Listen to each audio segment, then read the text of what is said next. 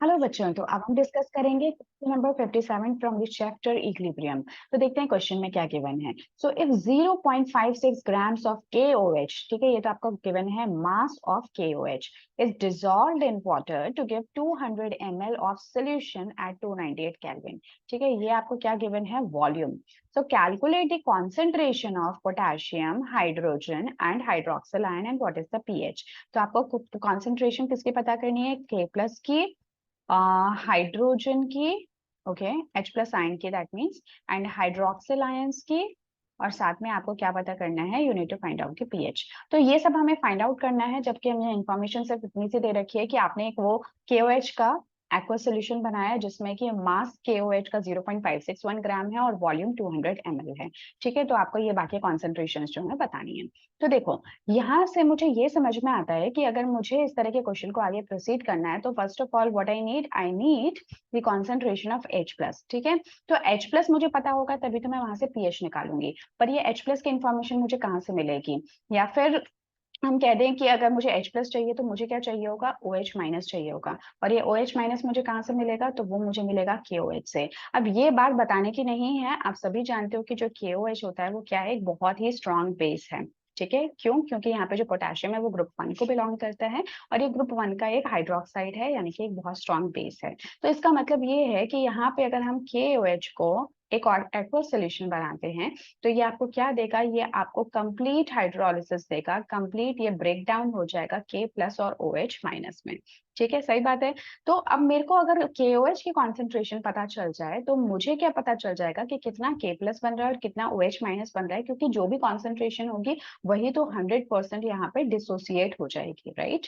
तो हम सबसे पहले क्या कर लेते हैं, हम सबसे पहले KOH की कॉन्सेंट्रेशन को पता करने की कोशिश करते हैं। ठीक है, KOH की कॉन्सेंट्रेशन आप कैसे निकालोगे, तो हमें पता है कॉन्सेंट्रेशन का फॉर्मूला क्या होता है, N/V होता है ना, मोलर कॉन्सेंट्रेशन हम ऐसे ही तो निकालते हैं।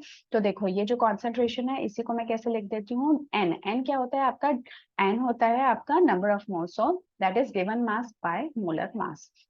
तो ये हो गया given mass by molar mass. और ये जो आपका V है ना, ये हमेशा लीटर्स में होना चाहिए, बट यहाँ पे जो V है वो तो मुझे ml में दे रखा है, तो उसको लीटर्स में कन्वर्ट करने के लिए मैं क्या करूंगी, 1000 से डिवाइड कर दूंगी। Is that clear. अब क्या करो कि यहाँ पे जो जो भी वैल्यूज हमें पुट करनी है वो पुट कर दो। तो देखो, W की वैल्यू जो है ना वो कितनी है, 0.561 ग्राम्स है। ठीक है, जब आप इसके लिए मोलर मास निकालते हो पोटेशियम हाइड्रोक्साइड के लिए, तो वो आपका निकल कर आता है 56। ठीक है, पोटेशियम हाइड्रोक्साइड का कितना होता है, 56 होता है। उसके बाद में अगर हम वॉल्यूम की बात करें तो वॉल्यूम देखो, तो हमारा ml में है, तो ये हमने रख दिया 200। अब आप इसको क्या कर लो, सॉल्व कर लो, ये तो आपका 1000 है ही है। तो जब आप इस पूरे को सॉल्व करोगे ना तो you will get your answer है 0.05 मोलर। मतलब मुझे ये क्या पता चल गया, ये मुझे पता चल गया कॉन्सेंट्रेशन ऑफ KOH, और ये किसके इक्वल है, 0.05 मोलर। ठीक है, चलिए, तो बस यही काम हमें करना था। अब उसके आगे का पार्ट जो है वो कंपैरेटिवली सिंपल है। तो ये देखो, ये 0.05 मोलर मेरे पास KOH का कॉन्सेंट्रेशन है T टाइम इक्वल टू 0 पे। कुछ टाइम बाद हम क्या देखेंगे कि ये कॉन्सेंट्रेशन 0 मोलर हो जाएगी KOH की, और उसके बदले जो आपका K+ है वो हो जाएगा 0.05 मोलर का, और जो OH- है वो भी हो जाएगा 0.05 मोलर का। ऐसा मैंने क्यों किया, क्योंकि यहाँ पे 100% डिसोसिएशन पॉसिबल है बीइंग अ स्ट्रॉन्ग बेस। ठीक है, तो इसलिए, तो अब यहाँ से देखो, मेरे को मेरे दो आंसर्स और मिल गए।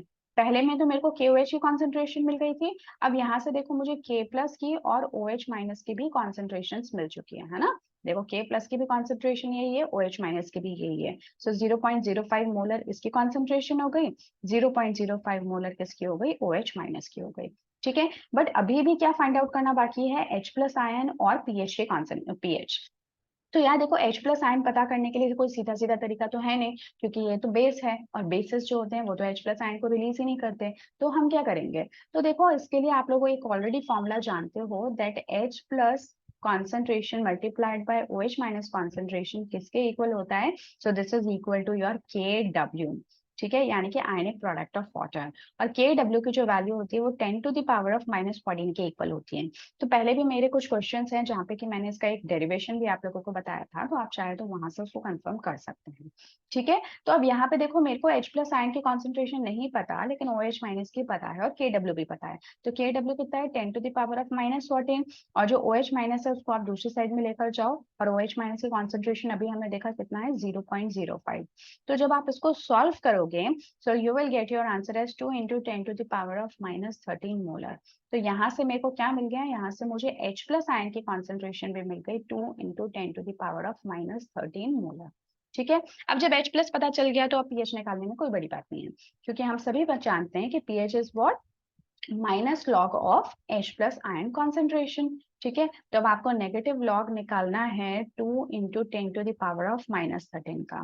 तो ये कैलकुलेशन भी सिंपल है। देखो यहाँ पे क्या हो जाएगा कि ये माइनस और माइनस तो प्लस। अब आई थिंक आपको ये जो फॉर्मूलाज हैं वो यूज करने आते होंगे। दो फॉर्मूलाज यहाँ पे लॉग के यूज होंगे, जो कि मैं यहाँ पे साइड में लिख देती हूँ। अगर कोई ऐसा है जिसको बिल्कुल ही नहीं समझ में आता लॉग, तो आप ये देख सकते हैं। तो एक फॉर्मूला तो हो गया लॉग ए बी, मतलब ए और बी अगर मल्टीप्लिकेशन में है so this will be log A plus log B. ठीक है, और दूसरा फॉर्मूला आप यूज कर सकते हो, अगर लॉग ए है जिसकी पावर बी है तो ये बी आपका आगे आ जाएगा and this becomes log A. ठीक है, तो दो फॉर्मूला यहाँ पे यूटिलाइज होंगे। So when I solve this, तो मेरा आंसर कितना आ जाएगा, so you as you can see 13 minus ये हो जाएगा 0.30। तो 13 में से 0.30 करो तो ये निकल जाएगा आपका 12.7, जो कि एक बेसिक पीएच है। और ये होना भी चाहिए था, क्योंकि पोटेशियम हाइड्रोक्साइड क्या है, इट्स अ बेस। तो यहाँ पे आपका पीएच कितना निकल के आ गया, 12.7। So these were few of the questions that were being asked in this question. So I'm sure कि आप लोगों को समझ में आ गया है। KOH की concentration 0.05, K प्लस की कॉन्सेंट्रेशन 0.05, OH की कॉन्सेंट्रेशन 0.05, H प्लस की 2 × 10⁻⁻13 और pH 12.7। तो this was all for this particular question.